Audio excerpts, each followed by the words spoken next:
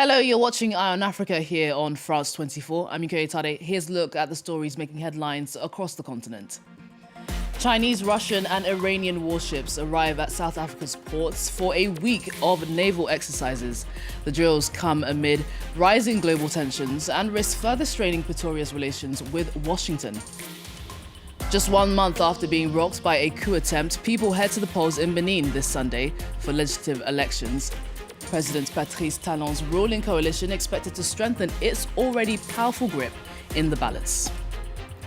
Senegal becomes the first team to book their spot at the semi-finals in the Africa Cup of Nations. The Teranga Lions battling off Mali 1-0 in a tense quarter-final showdown. We begin the program in South Africa, where the country, alongside Iran and fellow BRICS members, China and Russia, are holding joint naval drills. Warships from the three nations have arrived at South Africa's ports for the week-long of exercises dubbed Will for Peace 2026. Well, the drills are certain to anger Washington, who criticized Pretoria after it held similar exercises with Russia and China in February of 2023, on the first anniversary of the full-scale invasion in Ukraine. Clemence Waller reports. Off the South African coast, Russian, Iranian and Chinese military ships can be seen on the horizon. They have been invited by Pretoria to participate in a week of naval exercises between BRICS member countries, which take place every 2 years. According to the South African government, the exercises, dubbed Will for Peace, will be led by China and will focus on maritime security and transport. This theme reflects the collective commitment of all participating navies to safeguard maritime trade routes, enhance shared operational procedures, and deepen cooperation in support of peaceful maritime security initiatives. However, Russian and Iranian participation is not unanimously supported within the government. According to the Democratic Alliance Party, their presence will only worsen relations between Pretoria and Washington, which are already frosty. This exercise is being led by China and includes participation by Russia and Iran, both heavily sanctioned and both involved in active conflicts. Hosting and training with such forces cannot be described as neutral or non-aligned. It's a political choice whether the government admits it or not. This is not the first time that military maneuvers by BRICS members have attracted criticism. The 2023 edition drew barbs because it took place on the first anniversary of the Russian war in Ukraine, with Russian troops invited to participate by South Africa. People have been bidding their final farewells in eastern Congo. 22 coffins stood before grieving families at the symbolic funerals held by the Rwandan-backed M23 rebels. The caskets represented the 22 people killed in a drone strike earlier this month. Hopes for ending the war are fading as diplomatic efforts fail. Congolese President Felix Tshisekedi was in Angola's capital this week. Angola had previously served as a key mediator in the negotiations before withdrawing from that role in March of last year. Emmett Livingstone in Kinshasa has more.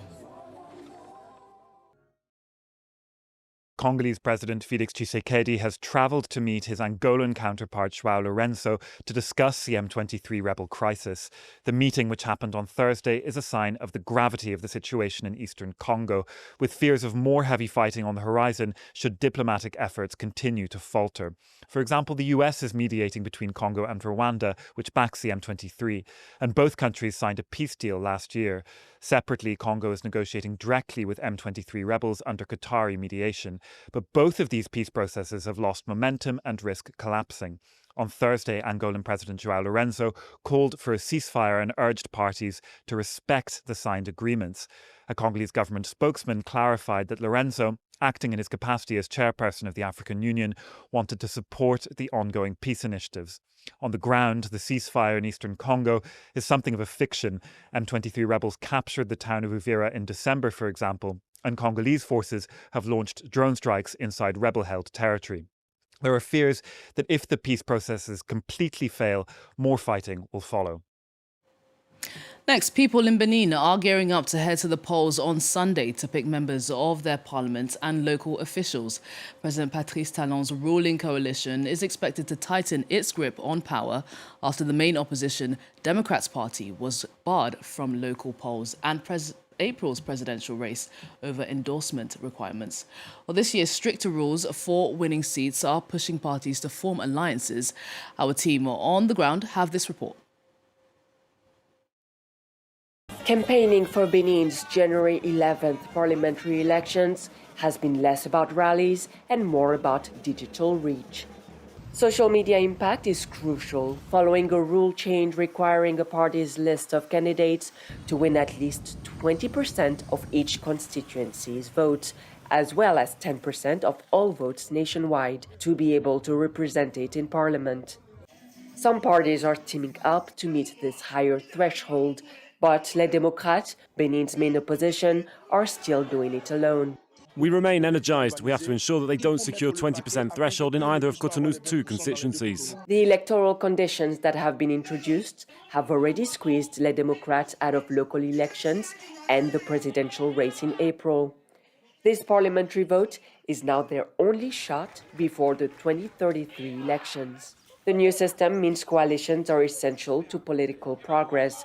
By pooling the numbers, parties improve their chances of winning. It gives opposition parties like FCBE a shot at gaining a foot in the door in parliament.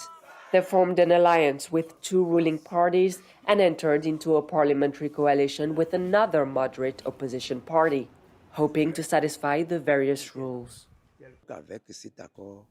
This agreement gives us a chance to pass the 10% mark and qualify for seat sharing. The ruling party, on the other hand, works to maintain its majority in parliament with seats across the country.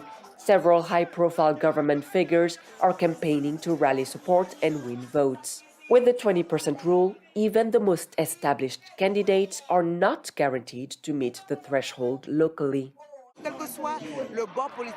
Whether you're from the opposition or the ruling party, we all urgently need to find common ground. After the constitutional reform at the end of 2025, legislative terms are now 7 years, giving Sunday's vote longer-lasting consequences.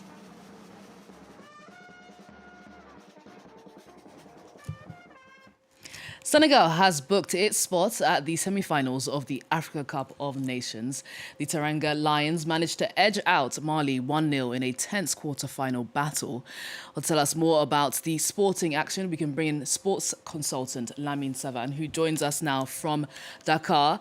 Lamine, great to have you. It's your country's night. You know, you guys are the first nation to get to the semi-finals of the Africa Cup of Nations. How are you feeling? Excited. Hello, Yinka. I mean, tense game, tough game, hard-fought game between the 2 teams. But really, this is what was expected. And we're just happy to have been able to come out on top. You've got 3 more spots left in the semi-final. Tell us who you think has a chance of bagging those spots. Wow, that's a tough one because you really do have the top 8 football nations on the continent right about now. I suspect Morocco will move on. I mean, as a host country, it would be a disaster if they didn't. And the quality of the team and being number 1 ranked on the continent, they should hold up, you know, to the standards of Moroccan football right now. And you know, it's going to be a historic situation for them to be able to get to the final, which they haven't done in a long time, and potentially actually win it all. Nigeria has done quite well. Ivory Coast, you know, is a reigning champion, so they will fight to get back to the top. So those are the countries that I will pick right now to make it to the semi-finals. Well, I mean, something that's really stood out this year at the Africa Cup of Nations are these so-called local coaches who have really taken the lead this year. Tell us about why they're taking the lead so much, why they've stood out. Listen, there's been really a changing of the guard, and I would say it's since the last AFCON in Côte d'Ivoire, where many countries are now giving the reign of the national team to local coaches who very often happen to be ex-players in the national team, who've had experience internationally overseas, have come back to actually coach and have worked their way up to the senior team. That's the case of Senegal, that's the same case of Morocco. That's the case of Côte d'Ivoire, sorry. And, it's looking like it's a pretty good option for these countries to have and dream of, notching their next African Cup championship. So let's see how it pans out in the quarterfinals and more importantly in the semifinals.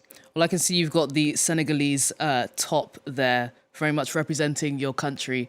Good luck. Hope you guys get to the end of it all. Thank you so much for joining us on Eye on Africa today. Thanks for having me. And absolutely, our aim, our goal is definitely to lift again this cup and get the second star on our jersey. Fingers crossed. Thank you so much. Thank you. We're going to move on to Kenya now because a barber there is redefining the cut. He's using shovels, irons and farm tools to turn every fresh trim into a viral moment. Safari Martins, known online as Chief Safaro, is one of a new generation of African content creators blending culture, craft and social media fame. But despite millions of views, he says barber creators are still struggling for recognition and pay. Clarisse Fortuné has more. A shovel, an iron box, even agricultural shears. Those are the tools for Safari Martins. He's not only a barber, he's a content creator, better known to his millions of followers as Chief Safro. I'm a barber content creator, but I'm also into storytelling. Yeah, I just use unconventional tools to cut hair, and when it comes to the side of the village chief character, I'm a chief of a village. As he works, a helper films every angle on a smartphone.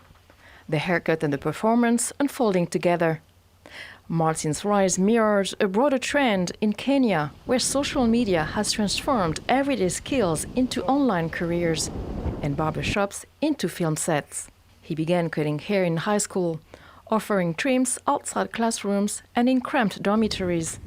5 years later, he picked up a camera and dropped the conventional clippers.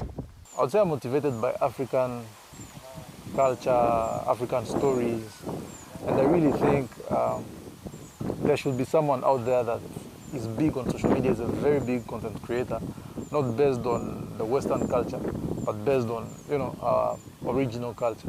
For clients like Ian Nyanga, the experience goes beyond a haircut. When I get shaved here, I feel very comfortable and very confident walking in the streets. A confidence comes at a price. Martin charges up to 1,500 Kenyan shillings, nearly $12, a premium in a city where a haircut can cost a tenth of that. And despite millions of views, Martins says barber creators are still undervalued. But as Kenya's digital economy grows, influencer barbers like Martins are redefining creativity, blending tradition, technology, and trade, one unconventional haircut at a time. That doesn't look so comfortable, does it? Thank you so much for joining us on Eye on Africa. Stay tuned to France 24.